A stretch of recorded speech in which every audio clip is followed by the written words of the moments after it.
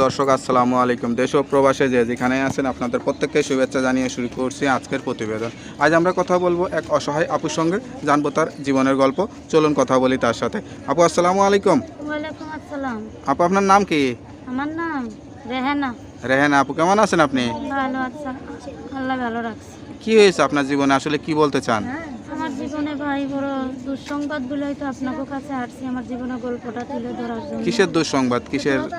আমার মনে করেন যে মা নাই, বাবার একটা বিয়ে করছিল, ঠিক আছে, আমারও বিয়ে দিছিল আচ্ছা কিছু আচ্ছা টাকা পয়সা দিয়ে।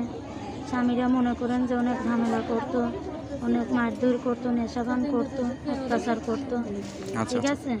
ওইখান থেকে সৎ মায় চালাকি করে নিয়ে আসছে তার বাড়িতে, কাজের লোকের দরকার, মার খাই গুতা খাই, ওইখানেই আমি বাচ্চাটাকে দেখে থাকতে চাইছিলাম, কিন্তু সৎ মার অত্যাচার আর থাকতেও পারলাম না, ওইখান থেকে নিয়ে আসছে। আচ্ছা আচ্ছা নিয়ে আসা মনে করেন যে এখন বাসার মধ্যে সব কাজকর্ম আমরা দিয়া করায়, ঠিক আছে, ঠিক মতন খাইতেও দেয় না, বাচ্চাটারে নিয়ে কোনো মতন খুব অসুবিধার ভিতরে আছে। আচ্ছা আচ্ছা তা আজ প্রতিবেদনে আসছেন আসলে কি বলার জন্য? আমি প্রতিবেদনে আসছি, আমার বাচ্চাটারে আমি দুধও কিনা খাওয়াইতে পারি না, ভাতের মার খাওয়াই রাখতেছি, খুব কষ্টের মাঝে আছি। আমি আচ্ছা। চাই যদি আমার এই কষ্টের জীবনে সৎ মার ভোগ করে থেকে যদি কোনো মানুষ আমার একটু সুবিধা জীবনে ফিরাই দিত, আমি খুব তার কাছে খুব ঋণী থাকতাম আচ্ছা এবং তারে নিয়েই আমার জীবনটা শুরু করতাম।